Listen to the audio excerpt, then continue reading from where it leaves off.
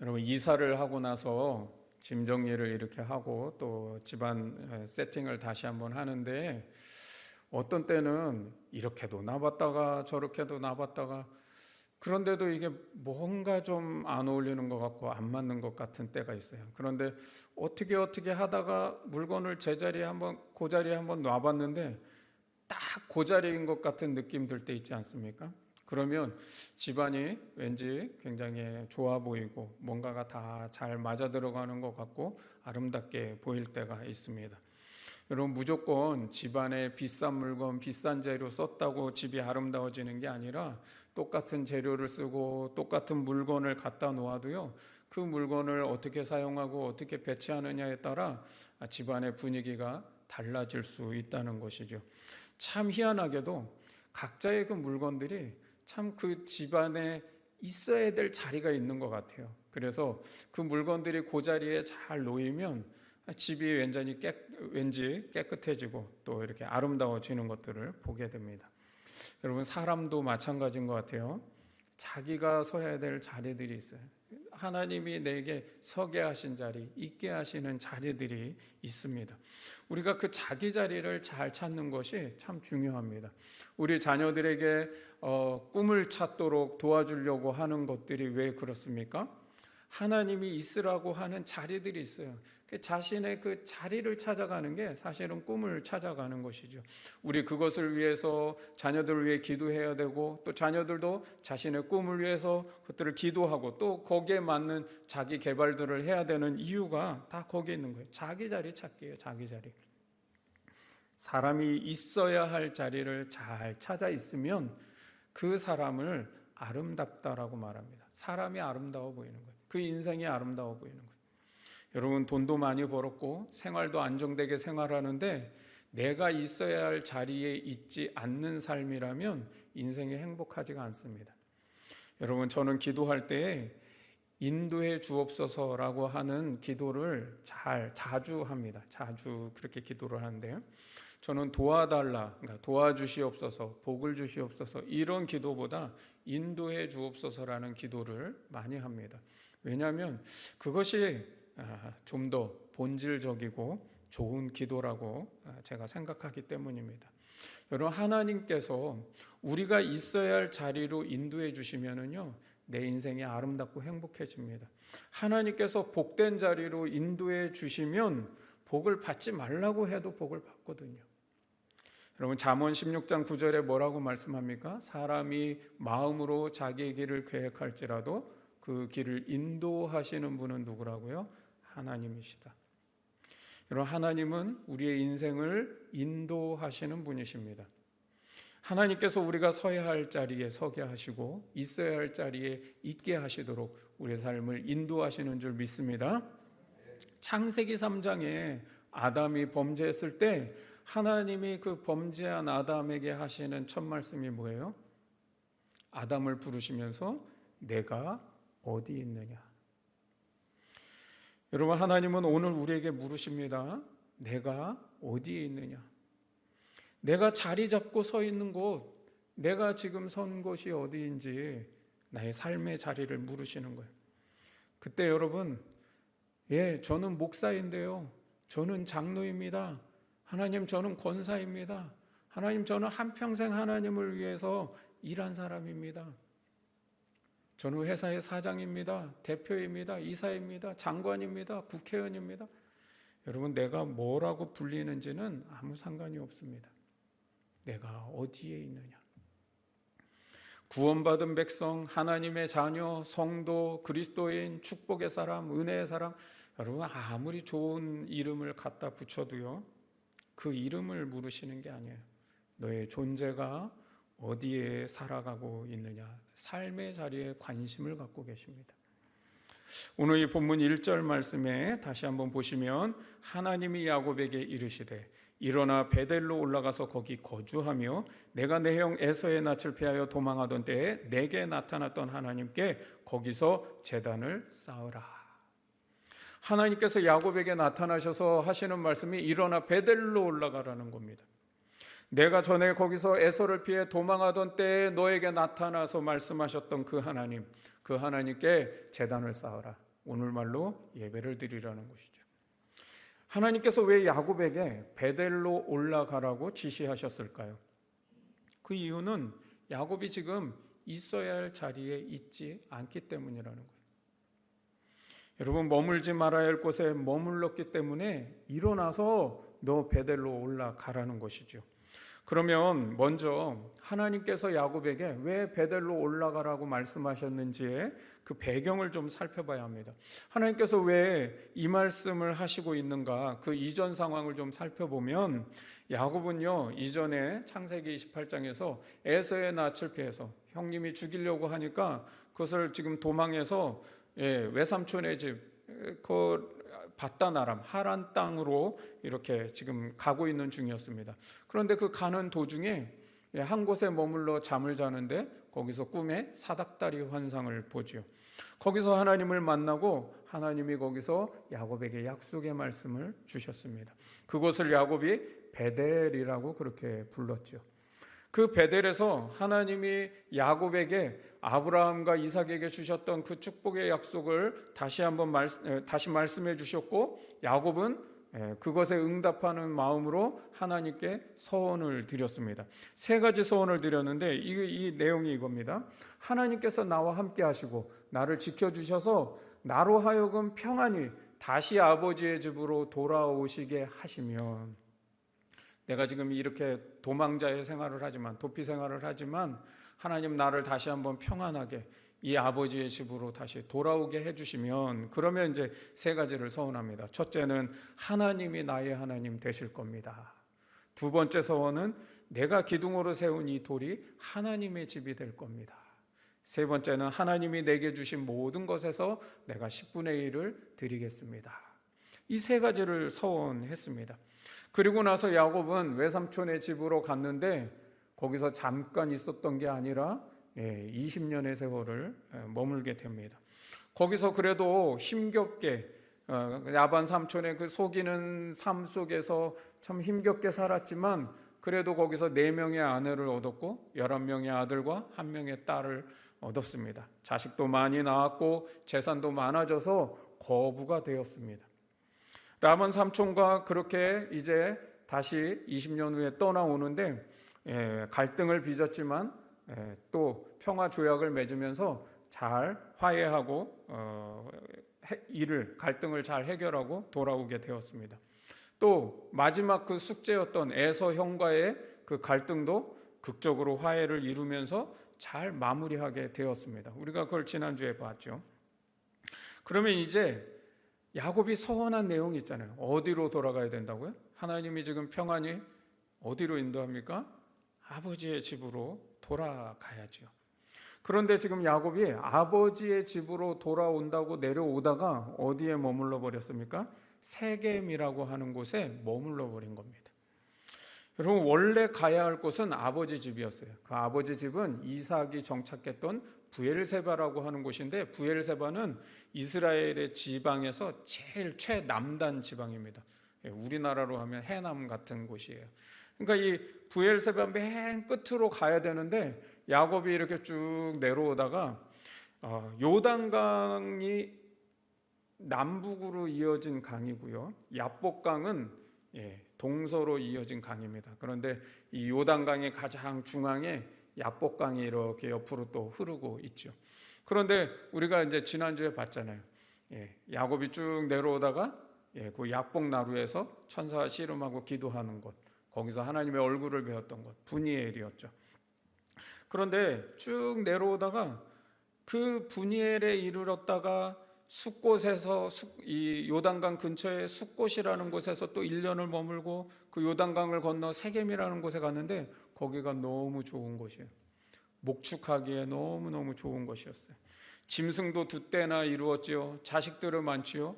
그러니까 삶의 안정을 누리고 살아가기에 이 땅이 너무 좋아 보이는 겁니다. 야곱은 거기에 정착을 하려고 생각했습니다. 그런데 여기에 세겜의 추장 세겜이 야곱의 딸 디나를 강간하는 사건이 일어납니다. 이때 야곱의 아들 중에 시므온과 레위가 자기 이제 동생이거든요. 자기 엄마 이제 4명이다 보니까 같은 배에서 난 이 동생 이 디나가 욕을 보였으니까 어떻게 해요? 그것을 복수하기 위해서 계략을 꾸밉니다. 그래서 이 세겜 족속 사람들에게 너희 남자들이 다 할례를 받아라. 그러면 우리 이 부족과 통혼을 할 수 있겠다라고 그렇게 말합니다. 그래서 그것을 좋게 여겨서 세겜 사람들이 다 할례를 받았는데 3일째 가장 고통이 심할 때에 그때 세겜 부족의 남자들을 다 살육해버리는 겁니다. 야곱의 아들들이 다 죽이고 그리고 거기에 있는 부녀사들, 어린아이들 또 이 물건들을 다 약탈을 하는 겁니다. 이것 때문에 야곱은 더 이상 세겜에 정착할 수 없게 되었고 또 주변 가나안 땅에 소문이 나서 혹시라도 자기가 보복을 당할까 하는 마음에 굉장히 두려워하게 됩니다. 지금 이렇게 모든 것들을 다 잃고 가정이 다 깨지고 그리고 두려운 상황 속에 놓여 있을 때 하나님께서 지금 야곱에게 나타나셔서 베델로 올라가라 말씀하시는 거예요. 그렇다면 하나님께서 이런 야곱에게 왜 이토록 베델로 이끄시려고 하시는 걸까요? 왜 베델로 자꾸 이렇게 야곱을 인도하시려고 해요? 단순히 야곱이 서원했으니까 그 서원 지키게 하려고 인도하십니까? 가나안 족속의 보복에 대해서 안전할 수 있는 곳으로 피신시키기 위해서 지금 베델로 가라는 걸까요? 야곱을 베델로 올라가라라고 하시는 것은 서원을 지키기 위해서도 아니고 야곱을 안전한 곳으로 피신시키기 위해서도 아니라 하나님 보시기에는 야곱이 아직 완전히 변화되지 않았다고 보는 겁니다. 야곱이 이스라엘이라는 이름은 얻었으나 이스라엘의 삶으로 아직 돌아오지 않았구나라고 보셨기 때문입니다. 우리가 오늘 이 본문을 7절까지만 읽었지만 이어지는 내용의 9절부터 12절까지의 내용을 보면 야곱이 하나님의 명령대로 오늘 이 7절 말씀에 베델로 올라가서 제단을 쌓았다라는 것으로 끝이 나잖아요. 그렇게 제단을 쌓고 나니까 9절부터 보시면 하나님이 야곱에게 다시 나타나십니다. 9절 보시면 야곱이 밧단 아람에서 돌아오매 하나님이 다시 야곱에게 나타나사 그에게 복을 주시고, 하나님이 다시 나타나셔서 복을 주신대요. 그런데 여기 이제 이상한 말이 있는 겁니다. 야곱이 지금 세겜 땅으로 와서, 즉 가나안 땅으로 와서 정착한 지가 약 5년에서 지금 10년쯤 되는 시간입니다. 그러면 이미 한참 전에 밧단 아람에서 가나안으로 지금 돌아온 거잖아요. 그런데 왜 하나님은 이 야곱이 베델로 올라오니까 그제서야 밧단 아람 땅에서, 즉 하란 땅에서 돌아오매라고 말씀하실까요? 하나님이 보시기에는 야곱은 아직 돌아온 게 아닌 거로 보시는 것이죠. 그런데 아직 돌아올 자리로 다 돌아오지 못한 이 야곱에게 하나님이 다시 복을 약속해 주시고 있다는 것이죠. 10절 말씀에 그 복의 내용이 10절부터 12절 말씀인데 10절부터 보시면 하나님이 그에게 이르시되 너 이름 야곱이지만은 내 이름을 다시는 야곱이라 부르지 않겠고 이스라엘이 내 이름이 되리라 하시고 그가 그의 이름을 이스라엘이라 부르시고. 이거 희한합니다. 우리 이전에 보았잖아요. 이스라엘이라고 부르겠다고 이미 말씀하셨잖아요. 그런데 또 말씀하십니다. 11절 하나님이 그에게 이르시되 나는 전능한 하나님이라 생육하고 번성하라. 한 백성과 백성들의 총회가 내게서 나오고 왕들이 내 허리에서 나오리라.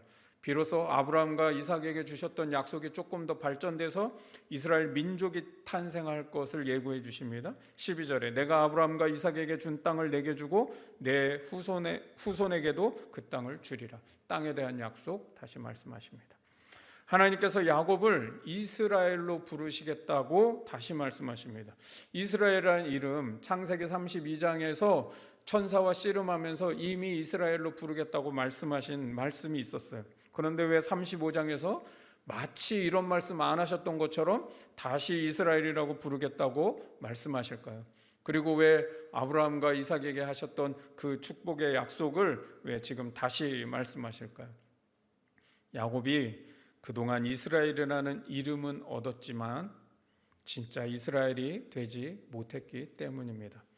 하나님은 그런 야곱을 어떻게든 다시 이스라엘로 만들어 가시려고, 어떻게든 다시 하나님의 복을 이 야곱의 삶에 이루어지도록 만드시려고 하나님이 그렇게 애쓰시고 힘쓰시는 거예요.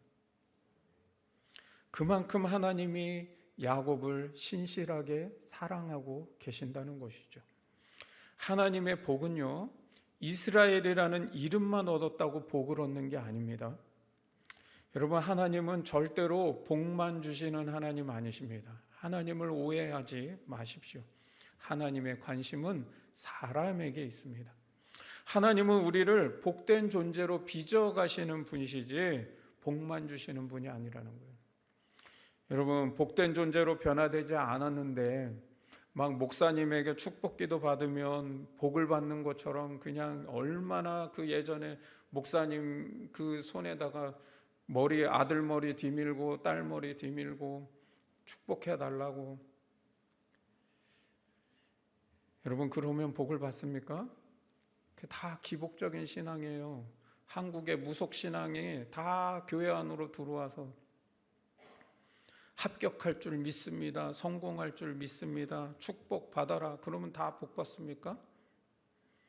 여러분, 예배 열심히 드리고 기도 열심히 하고 봉사 열심히 하면 복을 주시는 하나님입니까? 기독교 신앙을요, 굉장히 오해하고 있는 겁니다. 여러분, 우리가 꼭 기억해야 된 것은 이스라엘이라는 이름을 얻었다고 복이 아닙니다. 야곱이 진짜 이스라엘로 변화될 때 생육하고 번성하라는 복, 큰 민족을 이루게 하시겠다고 하는 복, 가나안 땅을 너에게 주겠다고 하는 그 약속이 이 야곱의 삶에 복이 되는 것이지, 야곱이 변화되지 못한다면요, 하나님이 아무리 좋은 복을 주셔도요, 그 복은 그에게 복이 아니라 저주가 될 수 있는 거예요. 여러분, 건강은 복이지요. 그러나 건강하기 때문에 죄 짓는다면 여러분, 그건 그 사람에게 복이 아닌 거예요. 하나님의 복은 복된 존재로 변화되었을 때 그 사람에게 복이 되는 것이지, 복된 존재로 변화되지 않으면 아무리 복을 주셔도 그것은 그와 상관없는 것일 뿐입니다. 야곱이 이스라엘이라는 이름을 얻었다면 이제는 이스라엘답게 살아가는 삶이 이어져야 되는 겁니다. 그것은 이례적인 것이 아니라는 겁니다. 매일매일 야곱은 이스라엘로 살아가면서 내 존재가 야곱에서 이스라엘로 빚어지고 변화되는 삶을 살아가야 하는 것이죠. 여러분, 우리의 구원도 마찬가지입니다. 내가 예수님을 믿고 구원을 받았습니다. 그 구원은 이례적인 구원이 되어서는 안 된다는 거예요. 우리는 매일매일 구원받은 자의 삶을 살아가면서 내가 구원받은 하나님의 자녀로, 하나님의 백성으로 그렇게 빚어지고 변화되어 가는 것이죠. 그게 신앙입니다. 그런데 야곱은 이스라엘이라는 이름을 얻은 후에 이름만 얻었지 바뀐 것이 없었습니다. 그 증거가 이제 하나하나 하나님 앞에 드러나고 있었던 것이죠. 첫째는요, 분이엘에서 이스라엘이라는 이름을 얻은 후에 야곱이 간 곳이 아까 제가 잠깐 스치면서 말씀드렸지만 요단강 근처에 있는 숫곳이라는 곳입니다. 야곱은 분이엘에서 이제 숫곳이라는 곳에 가서 거기서 추정하기는 약 1년 정도를 머물게 됩니다. 33장 17절 말씀을 봅니다. 야곱은 숫곳에 이르러 자기를 위하여 집을 짓고 그의 가축을 위하여 우릿간을 지었으므로 그 땅 이름을 숫곳이라 부르더라. 야곱이 베델에서 서원할 때 뭐라고 했죠? 이곳이 하나님의 집이 될 겁니다 그랬잖아요. 자기가 하나님의 집을 짓겠다라고 그렇게 고백했어요. 그렇게 서원했어요. 그런데 지금 야곱은 그 서원은 까맣게 있고 숫곳에 와가지고 누구를 위하여? 자기를 위하여 집을 짓고. 이스라엘은 이름은 얻었지만 아직도 자기 중심적인 신앙이 깨지지 않았다는 것을 보여주고 있는 겁니다. 두 번째, 그리고 간 것이 숫곳에서 세겜으로 옮겨갑니다. 그런데 이 세겜에서는요, 은 100크시타를 주고 이 세겜의 땅을 삽니다. 거기서 일부의 밭을 삽니다. 무슨 말입니까? 나 여기서 농경생활하면서 정착할 거야 라는 것이죠. 33장 20절을 봅니다. 그리고는 그 세겜 땅에서 거기에 제단을 쌓고 그 이름을 엘엘로헤 이스라엘이라 불렀더라. 엘엘로헤 이스라엘. 세겜에서 생활에 정착이 되고 또 안정을 누리게 되니까 어떻게 마음을 먹는 거예요? 이제는 하나님께 예배도 드리고 기도도 드리고 나름대로 나 신앙생활 이제 열심히 한번 해보자 해서 열심히 하는 거예요. 그래서 얼마나 좋은 고백이에요. 엘엘로헤 이스라엘. 하나님, 이스라엘의 하나님. 하나님은 이스라엘의 하나님이시다 하고 그렇게 지금 고백하는 거예요. 여러분 얼마나 신앙적이고 좋은 고백이에요. 그런데 여러분 이거 긍정적인 고백이 아닌 거예요. 부정적인 말이에요.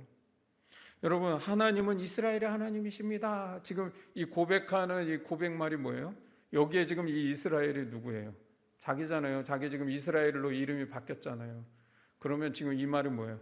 하나님은 내 편이다. 내 하나님이시다. 이거잖아요. 여러분 하나님을 내 편, 나를 위한 하나님으로 지금 고백하고 있는 거예요. 내가 하나님의 사람이 되려고 하는 것이 아니라 하나님이 내 하나님 되어주셔야 되는 거예요. 신앙생활이 하나님을 위한 신앙생활을 하는 것이 아니라 내 만족, 내 기쁨을 위한 신앙생활을 하고 있다는 것이죠. 생활 안정 누렸습니다. 자식들도 지금 뭐 많이 있습니다. 거부도 되었습니다. 그런 속에서 지금 하고 있는 게 뭐냐면 신앙생활 나 제사도 드리고 나 기도도 드리고 나 하나님 누구보다 열심히 잘 믿어. 하나님은 내 하나님이야. 지금 이렇게 하고 있는 거예요. 이렇게. 세 번째, 더 나아가서 이 세겜 땅에서 딸 디나가 성폭행을 당했습니다. 그런데 34장 5절을 보면 야곱이 그 딸 디나를 그가 더럽혔다 함을 들었으나 자기의 아들들이 들에서 목축함으로 그들이 돌아오기까지 잠잠하였고 아무 소식도 알리지 않고 침묵하고 있는 거예요. 여러분 딸이 지금 성폭행을 당했는데 강간을 당했는데 지금 아무 말도 하지 않고 침묵하고 있는 거예요. 이게 지금 아버지로서의 정상적인 모습입니까? 이유가 뭐겠습니까? 34장 9절에서 10절에 보면은 세겜의 아버지 그 하몰이 이제 와서 야곱에게 와서 제안을 합니다. 너희가 우리와 통혼하여 너희 딸을 우리에게 주며 우리 딸을 너희가 데려가고 10절 너희가 우리와 함께 거주하되 땅이 너희 앞에 있으니 여기 머물러 매매하며 여기서 기업을 얻으라 하고 서로 통혼함으로 매매 활동도 하게 해주고 기업도 이루어서 너 여기서 부자가 돼서 잘 살아봐 라고 지금 얘기해 주는 거죠. 이스라엘 민족의 가장 영적인 문제가 있었다면 무엇일까요? 그건 통혼 문제였습니다. 왜냐? 통혼을 하게 되면 반드시 그 가정에 우상이 들어오기 때문입니다. 신을 받아들이기 때문이라는 거예요. 여러분 그러면 하나님의 백성으로서의 정체성이 지켜질 수 없는 거예요. 다 깨트려지는 거예요. 하나님은 지금 뭘 만들어가고 계시는 거예요? 하나님의 거룩한 백성을 만들어 가려고 지금 이렇게 노력하고 계시는데 야곱은요 하나님의 백성으로서의 정체성을 다 깨트리고 있다는 것이죠. 야곱이 침묵한 이유가 뭐예요? 통혼을 거절하지 못하고 있는 이유가 무엇입니까? 디나 딸을 희생해서라도 이 세겜 땅에 그냥 어떻게 좀 조용히 정착해서 머무르고 싶은 것이죠. 여러분 네 번째는 야곱의 아들들이 복수를 결심하고 아까 말씀드린 대로 시므온과 레위가 세겜족 사람을 다 약탈을 하고 살육을 합니다. 그러면 야곱이 아버지로서 그가 정말 신앙의 사람이라면 어떻게 말을 해야 될까요?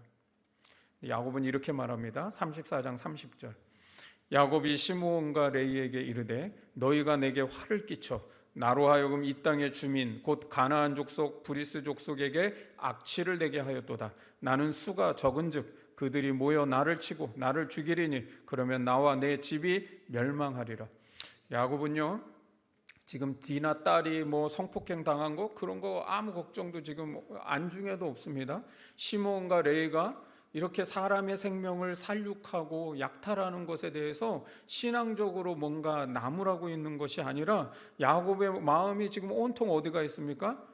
야, 이 녀석들아, 너희 때문에 내가 세겜에 정착할 수 있는 정착 계획이 다 수포로 돌아갔다. 다 망쳐져 버렸다. 지금 그게 화가 나는 거예요, 이 야곱은.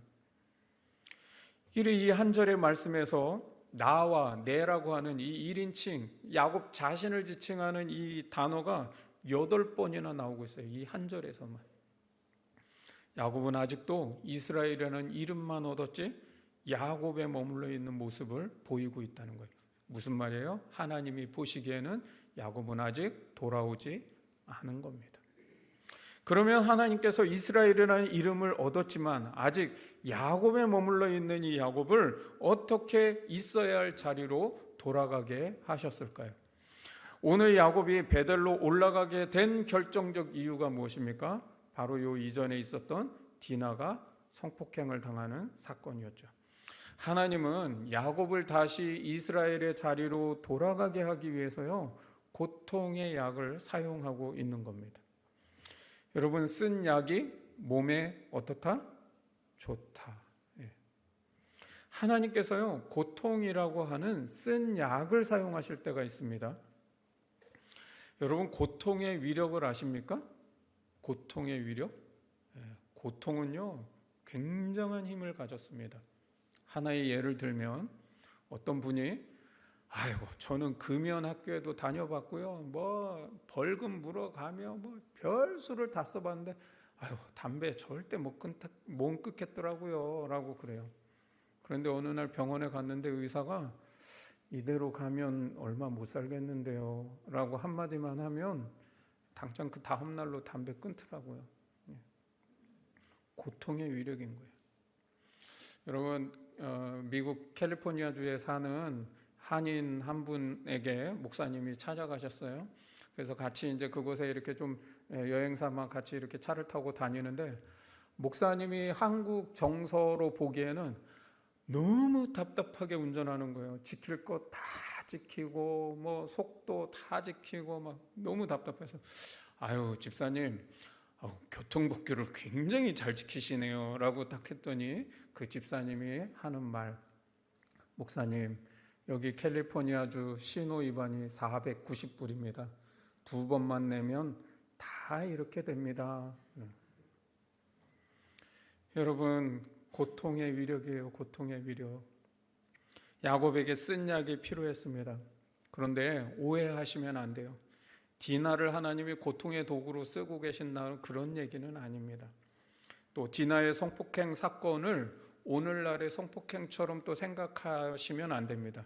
고대 사회는요, 이것이 그렇게 지금 우리가 생각하는 성폭행을 당해서 이거하고는 느낌이 다른 거예요. 제가 시간상 생략을 드렸지만 여러분 제가 새벽 말씀 올릴 때 창세기 35장의 말씀을 한번 봐보세요. 거기에 잘 설명을 해놨습니다. 하나님은 야곱을 끝까지 포기하지 않으시겠다는 거예요. 내가 너 끝까지 이스라엘로 변하도록 내가 만들 거야. 그리고 내가 너에게 약속했던 이 복은 내가 약속한 거기 때문에 반드시 너에게 그 복이 이루어지도록 내가 만들어 갈 거야. 하나님의 열심이 여기 있는 것이고 야곱을 향한 하나님의 신실하심이 여기 있는 것이고 하나님의 사랑이 여기에 담겨 있는 겁니다. 여러분, 우리의 신앙의식이 율법적인 영성에 굉장히 많이 물들어 있습니다. 그래서 항상 우리가 너무 많이 거기에 매달려 있어요. 내가 부족해서, 내가 연약해서, 내가 죄가 많아서, 나는 아직도 변화되지 못해서, 나는 그래서 하나님의 복을 누리지 못한다고 생각하는 거예요. 나는 아직 이스라엘이 될 수 없다라고 생각하는 거예요. 여러분, 그래가지고 우리가 맨날 노력하잖아요. 내가 복된 존재가 돼야 돼. 그래갖고 막 열심히 내가 믿어야 되고, 내가 복을 얻기 위해서 막 변화돼야 되고. 여러분, 근데 그게 그 변화돼야 된다는 우리의 부담감이 우리의 마음속에 늘 힘든 거예요. 변화되기 위해서 조금 노력은 해보죠. 그러나 사람이 사람인지라 그렇게 다 잘 됩니까? 안 되죠. 그렇게 실패하면 죄책감에 쌓이고 또 나는 그러면 내가 이래서 복을 얻지 못하는 거야. 여러분, 하나님을 오해하고 계시는 겁니다. 야곱이 이스라엘의 이름을 얻고 하나님이 야곱과 아브라함과 이삭에게 주셨던 그 복을 야곱에게 약속하실 때가 언제입니까? 야곱이 완전히 다 변화된 것을 보시고 야, 너 이제 되었어. 그래, 너의 이름을 이제 이스라엘이라 할게. 내가 아브라함과 이삭에게 주었던 그 복 너에게도 주리라고 그렇게 약속하셨습니까? 아닙니다. 속이는 삶을 살고 그것 때문에 도망자의 삶을 살아야 하는 그 야곱에게 나타나셔서 하나님이 베델에서 복을 약속하셨고 내가 너와 함께 하겠고 너를 지켜주겠다라고 약속하셨습니다. 또 야곱이 분이엘에서 이스라엘이라는 이름을 얻은 것이 야곱이 다 이스라엘로 그렇게 변화될 만해서 완전하게 다 변화가 돼서 그 이름을 얻었습니까? 그렇지 않았잖아요. 우리 지난주에 말씀 본 대로 야곱은 아직도 자기 중심적인 신앙을 깨트리지 못하고 있었고 도망갈 생각만 하고 있던 야곱이었어요. 그런데 그런 야곱에게 나타나셔서 하나님이 이스라엘이라는 이름을 주시는 거예요. 지금 베델에 와서도 지금 이 디나 성폭행 사건을 겪을 때까지 지금 야곱은 변화되고 있었나요? 아니요. 그는 여전히 부족하고 연약한 야곱이었습니다. 그러나 하나님께서 내가 너를 이스라엘이라고 부르겠다고 다시 말씀해 주시고 내가 너에게 아브라함과 이삭에게 약속했던 그 복을 이루게 하리라고 다시 약속을 주고 계시잖아요. 하나님은요, 야곱이 완전히 변화돼서가 아니라 아직 부족하고 연약한, 그리고 아직 야곱을 버리지 못한 그런 야곱이지만 그를 이스라엘로 빚어 가시겠다라고, 내가 약속했기 때문에 내가 그 약속을 신실하게 이루어갈 거라고 하나님은 그렇게 말씀하시는 거예요. 여러분, 야곱은 자기를 끝까지 포기하지 않으시고 이스라엘로 변화시켜 가시는 하나님의 신실하심을 믿고 살아가면 되는 거예요. 그 사랑을 붙들고 살아가면 되는 겁니다. 그 약속을 붙들고 그 약속을 향해서 나아가기만 하면 되는 겁니다. 우리도 하나님 앞에 늘 부족하고 연약합니다. 여러분, 내가 내 자신을 바라볼 때 복을 얻을 만한 조건이 뭐가 있겠어요? 여러분, 그런데 그런 우리에게 하나님은 이미 복을 주셨습니다. 그리스도인이라는 이름도 주셨잖아요. 성도라는 이름도 주셨잖아요. 이스라엘이라는 이름도 주셨잖아요. 그리고 우리에게 하나님 나라의 복과 은혜를 누리도록 약속을 주셨잖아요. 그러면 우리는 내 노력과 열심으로 복받아야 돼, 그럴 필요가 없는 거예요. 내가 이스라엘로 변화돼야 돼 하고 내 노력으로 내 열심으로 이루어가는 게 아니라는 거예요. 여러분, 복을 받아내려는 신앙생활이 아니라 이미 내게 주신 복이 나에게 복이 되도록 복된 존재로 나를 빚으시는 하나님을 순종하며 살아가라는 거예요. 하나님의 신실하심을 붙들고 살아가라는 거예요. 또 넘어지면 다시 나를 일으켜 주시고 다시 나를 있어야 할 자리로 돌리시는 그 하나님을 붙들고 살아가라는 거예요. 그 하나님을 의지하고 살아가라는 거예요. 3절에 야곱은 이제 가족들에게 선포합니다. 우리가 일어나 베델로 올라가자. 내 환난 날에 내게 응답하시며 내가 가는 길에서 나와 함께 하신 하나님께 내가 거기서 제단을 쌓으려 하노라.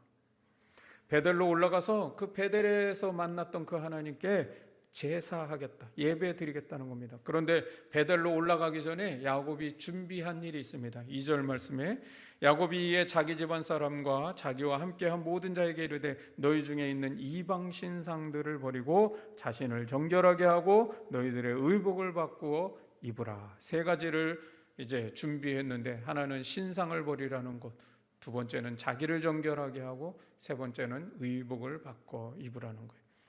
야곱의 가족들은 이미 가나안의 우상들을요 다 받아들이고 살고 있었던 거예요.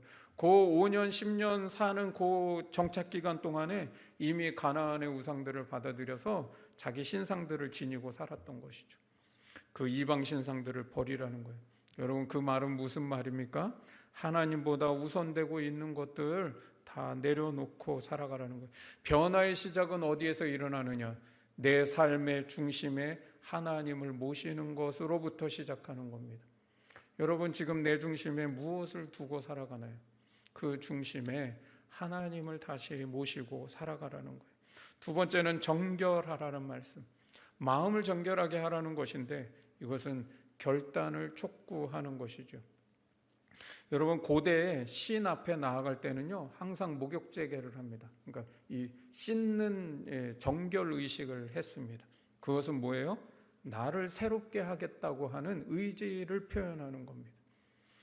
여러분, 결단하셔야 됩니다. 내가 새로워지기를 날마다 그렇게 나의 의지를 하나님께 내어드리는 겁니다. 세 번째, 의복을 바꿔 입으라. 이 의복은 사람의 정체성과 신분을 상징하는 겁니다. 의복을 바꿔 입는다, 이 말은 뭐냐면 가나안의 문화와 생활 방식, 그들의 세계관과 가치관에 물들어 있는 그것으로부터 이 내적인 변화가 일어나라는 것이죠. 이 의복을 바꿔 입는다는 건 외적인 의복이 아니잖아요. 내면의 변화가 일어나야 한다라고 하는 걸 말씀하는 것이죠. 그리고 나서 제단을 쌓으라, 예배를 드리라는 거예요. 그리고 나서 예배를 드리는데 여러분 생각해 보세요. 야곱이 지금 세겜에서 이전에도 예배 드려왔잖아요. 제단을 쌓아왔잖아요. 엘엘로의 이스라엘이라고 막 제단 쌓으면서 그렇게 예배 드리고 기도하고 다 했잖아요. 그런데 그 모든 것이 어떤 예배였습니까? 자기 만족을 위한 예배였다는 것이죠. 이제 베델에서 제단을 쌓으라고 하나님이 명령하시는 이 예배는 뭐냐? 진정성 있는 예배를 다시 드리라는 것이죠. 베델에서 내가 처음 받았던 그 은혜 받았을 때 그 기억, 그때 너가 서원하고 결심했던 것, 그것을 기억하며 살아가는 진정성 있는 신앙생활을 하라는 겁니다. 그 결단 다 잊어버리고 지금 어떻게 신앙생활하고 있어요? 의무감에 신앙생활하고 습관에 젖어서 하고 타성에 젖어서 예배하는 것, 그런 예배는 더 이상 드리지 말라는 겁니다. 세겜의 예배는 진정성이 빠진 예배, 오늘날의 종교생활과 종교생활의 전형적인 모습을 보여주고 있는 것이죠. 여러분, 우리도 은혜 받았을 때 하나님 앞에 어떻게 하나요? 여러분, 다 우리 은혜 받으면요, 내 마음에 다 하나님을 향한 결심과 결단들이 다 일어나요. 그래, 정말 내가 이렇게 이제 살아야 돼, 이렇게 믿어야지. 결심과 결단들이 다 일어나고 있죠. 그런데 어느새 그 결심과 결단, 빠르게는 예배당 문을 나가면서 사라지고, 집에 가면 사라지고, 잠자고 나면 사라지고, 다 사라지잖아요. 그리고 나서 내가 다시 뭘로 돌아가고 있어요? 그냥 나 원래 그렇게 했던 거, 습관적으로 신앙생활하고 타성에 젖어서 신앙생활하는 거예요. 진정성이 빠진 것이죠. 오늘 이 본문을 읽는 독자가 누구일까요? 가장 이 창세기의 첫 독자는 누구냐면 이미 가나안에 정착해 있는 이스라엘 백성들입니다. 그런데 이 이스라엘 백성들이 이 창세기의 두루마리를 읽을 때에 어떤 마음이 일어날까요? 가나안 사람과 이미 통혼해서 살고 있고 그들의 우상을 다 받아들여서 하나님께 예배를 드리고 있지만 다 자기 만족과 복을 위해서 예배드리고 있고 습관적으로 예배하고 있고 의무적으로 예배하고 있는 진정성이 빠진 신앙생활을 하고 있는 자기 자신을 발견하게 되는 겁니다. 그래서 그들이 어디로 돌아가야 하는지를 깨닫게 하고 내가 돌아가야 할 자리, 그 베델로 향하여 가야 하는구나, 다시 결단하게 하시려는 것이죠. 가나안에서 땅도 얻었습니다. 복도 받았습니다. 또 농경생활의 정착도 나름대로 했고 안정도 누리고 있습니다. 그러나 정작 무엇을 잃어버렸습니까? 하나님의 백성이라는 정체성을 다 잃어버린 백성들. 제사장 나라가 되라고 하나님 나라에 세워갈 백성들이라고 하나님이 그렇게 인쳐주셨는데 지금 이들은 어떻게 살고 있어요? 가나안의 문화와 그들의 세계관과 가치관에 젖어서 하나님 나라를 세워갈 수 있는 백성이 아닌 거예요. 여러분, 이것이 오늘날 세상을 변화시키지 못하고 있는 교회의 모습이고 그리스도인의 모습이 아니겠습니까? 하나님은 우리에게 이미 복을 주시고 이미 이스라엘이라는 이름을 주셨습니다. 그 주신 복이 우리에게 진정한 복으로 누려지고 그 이스라엘이라는 이름으로 살아가기를 하나님은 바라시고 원하시는 겁니다. 이스라엘은 우리가 있어야 할 자리가 맞는지 하나님은 우리의 영적인 포지션에 관심이 있으시고요. 그곳이 내가 있어야 할 자리가 아니기에 베델로 올라가라고 우리에게 말씀하시는 겁니다. 하나님은 우리를 절대로 포기하지 않으실 겁니다. 여러분, 우리가 도망갈지라도, 우리가 넘어질지라도요, 우리가 그것들을 잊어버리고 살아갈지라도 하나님은 반드시 우리를요 이스라엘의 자리로 세워놓으실 것이고요, 우리가 복을, 하나님이 약속하신 복을 누리도록 그렇게 복된 존재로 우리를 빚어가실 겁니다. 하나님 반드시 그렇게 하실 거예요. 때론 정말 안 되면 아까 고통의 약도 쓰실 거예요. 우리가 세상에서는 태양력을 쓰고 있죠, 지금. 그런데 교회는 교회력이라고 하는 것이 있습니다. 여러분, 교회력으로 올해는 11월 26일이 마지막입니다. 그리고 11월 27일 대림절 첫 주일이 되면 교회력으로는 마치 새해처럼 새롭게 한 해가 시작하는 거예요. 여러분, 그래서 추수감사절 날에 여러분 좀 한 해를 마무리하면서 감사 고백문도 써보십시오라고 제가 말씀드렸고, 이번 대림절에는 예수님의 말씀 한 절을 묵상하면서 기도하고 그것을 기록해 보라고 지금 제가 광고를 좀 드렸습니다. 왜 그럴까요? 여러분이 잘 아시는 대로 문서에는 힘이 있기 때문입니다. 여러분, 기록의 힘을 아셔야 돼요.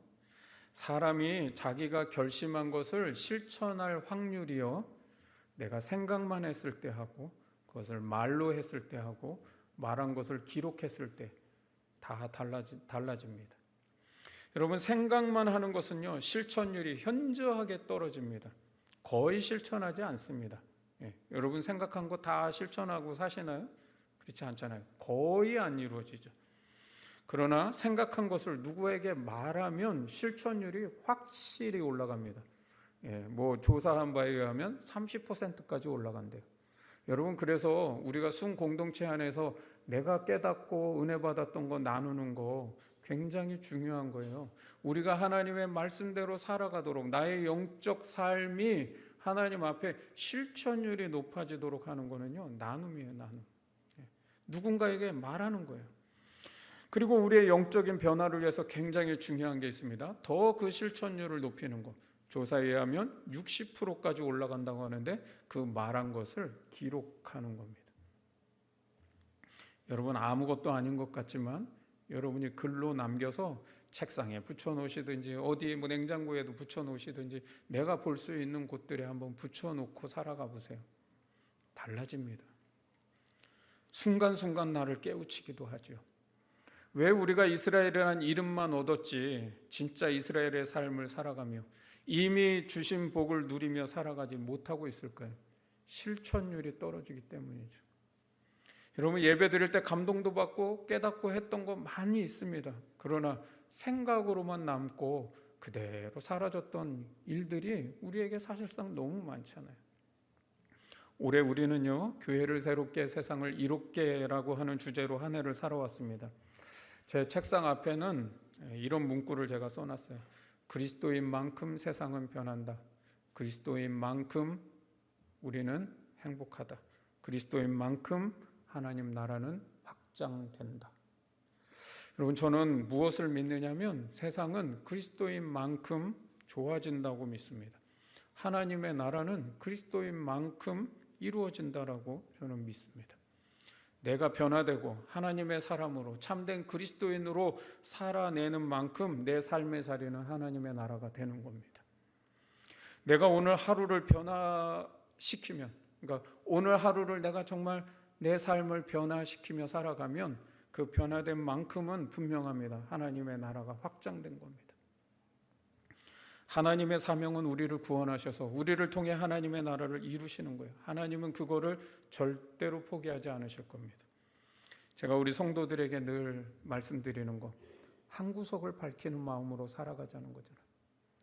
많은 거 요구하는 게 아니라 이 세상 다 변화시키려고 하지도 말고 그저 나 하나 내 삶의 자리 그 한 구석을 비추며 살아가자. 이 세상에 나만큼 이 한 구석은 밝은 세상이 되고 하나님의 나라가 되도록, 이 세상은, 이 사람들은 행복하도록 그렇게 살아가자는 거죠. 하나님이 하시는 일에 나만큼 감당하면 되는 거예요. 여러분, 나 하나 내 인생을 하나님께 헌신하는 삶을 사는 것, 그걸 결코 작게 보지 마십시오. 나 하나 때문에 나만큼 가정은 좋아지고 행복해지는 거예요. 여러분, 내가 그렇게 나 하나 변화시키는 일에 힘써서 한번 살아가 보세요. 그러면요, 반드시 우리 가정 안에 이런 일들이 있어요. 우리 가족들이 어느 날 행복해지고 있는 것들을 보게 될 거예요. 가정에 엄청난 기적은 아니더라도 이러한 소소한 행복과 작은 기적들이 늘 일어날 수 있기를 바랍니다. 근데 그게 얼마나 큰 은혜가 되는지 몰라요. 어느 날 한참 세월이 지난 후에 그것이 말할 수 없는 감격과 은혜와 감사로 고백되어질 겁니다. 여러분의 일터 뭐 대단하게 하려고 하지 말고 나만큼만 행복하게 한다. 나만큼만 이 사람들이 유익을 누리고 감사할 수 있도록 내가 그런 복된 삶을 좀 살아가 보자라고 그렇게 살아가는 거예요. 그것이 나의 일터, 나의 주변의 직장 동료들, 함께하는 사람들에게 유익이 되는 삶을 살아가는 것이죠. 그게 여러분 하나님 나라 이루는 것 아닙니까? 그것을 위해서 베델로 올라가라는 거예요. 베델로 올라가라. 하나님께서 내게 주신 복을 이루고 나로 말미암아서 나의 가정, 일터, 자녀들의 인생에 이웃들에게 복이 되게 하는 삶을 살도록 내가 복을 주신 하나님, 그 약속을 주신 하나님께 다시 돌아가야 한다는 겁니다. 여러분 베델로 올라가자. 거기서 나를 한번 새롭게 하도록 결단해 보십시오. 내가 새로워지는 만큼 교회는 새로워질 것이고요. 교회가 새로워지는 만큼 이 세상은 이루어지리라 믿습니다. 오늘 우리 그렇게 다 베델로 올라가는 신앙 되기를 주님의 이름으로 축원합니다. 같이 찬양.